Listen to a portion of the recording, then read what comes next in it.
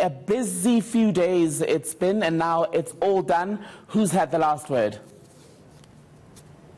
Well, we just had Advocate Shamila. She is done right now, and of course she was the final candidate. Remember that initially there were 12 candidates, but after DA MP Glenys Breitenbach pulled out, we were left with 11. So today was the final day, and we're done with the interviews. Right now I'm joined by the chairperson of the panel that has been tasked with this very important job, Minister, of trying to help the President appoint a person who is fit and proper.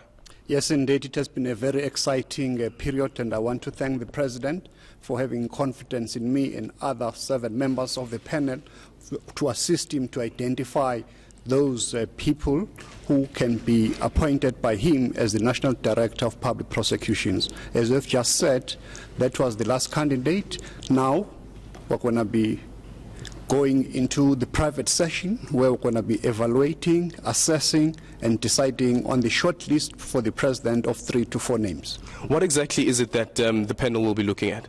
We'll be assessing each and every candidate in terms of their performance in this interview, plus their background as well. As we have noticed, we took copious notes, so we're going to be comparing the strengths and weaknesses of these candidates so that we can be able to ensure that the final 3 or 4 are the ones that we believe that the President can be able to appoint one of them. As a former Minister of Justice and Constitutional Development, how important is it to get somebody who's fit and proper into that position?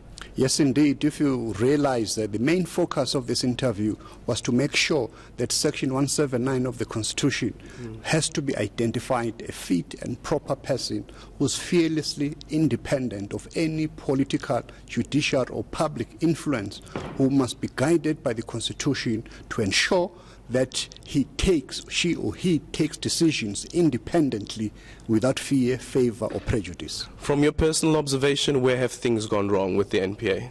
Well, that's what we're going to be evaluating, and I'm sure you heard what the people are saying.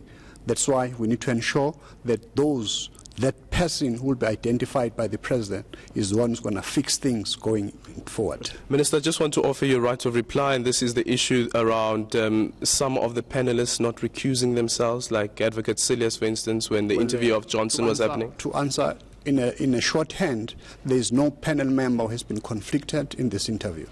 Okay then. And yourself, Minister. Indeed. Well, thank you so much, Minister of Energy there, who was the chairperson of the panel that was looking into some of the remarks that have been made by the candidates and looking for the person who is fit and proper to lead the NPA. And as we know that the NPA has been faced with the instability since its establishment back in 1998, and we've never had an NPA director of the NPA, the NDPP, who's ever finished the term. Would the person who would be appointed by the President now be that person who changes the tide, and who will be able to finish a full term and also ensure that they restore confidence in the NPA? Never a shortage of controversy, Aldrin, and the names of, I suppose, 2 of the most controversial names out of the NPA, Lawrence Mkhwebi and Nomgcobo Jiba, somehow finding themselves mentioned at these interviews by Advocate Mlotshwa earlier.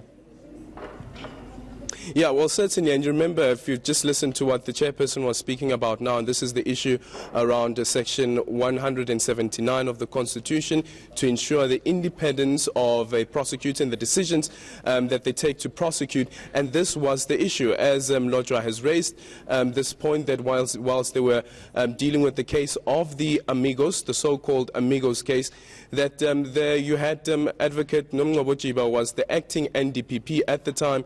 You had the current acting NDPP, Ramaite, as well as Lawrence Mkhwebi, were part of a meeting trying to convince him to drop the charges against certain of the members who were certain of the accused in the Amigos case. And certainly they have been implicated. And I was saying earlier on that in just one interview by Simpiwe, you had 4 senior advocates of the NPA being implicated, and one case, and that case is the Amigos case.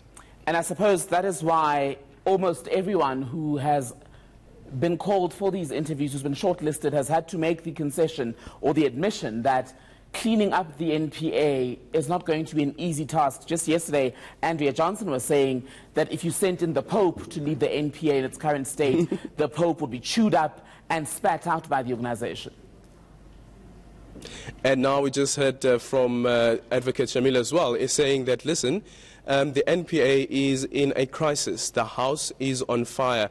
And it's quite interesting, though, that considering the level of qualifications as well as seniority of all these people who have been interviewed, that I assess her to be the second most senior after Ramaite, and Ramaite was the first one actually to be interviewed. He said that, listen, there is absolutely no crisis. There may be issues around instability, but no crisis that the NPA is facing at the moment. But we know, of course, from the Constitutional Court judgment as well, that there has been an issue raised around the paralyzed instability of the NPA, and very important for them is how do you fix it. And this final candidate as well, speaking about a special directorate to investigate corruption, and I was saying early on, we know what happened to the Scorpions. Aldrin Simpier, let's chat again later, why don't we?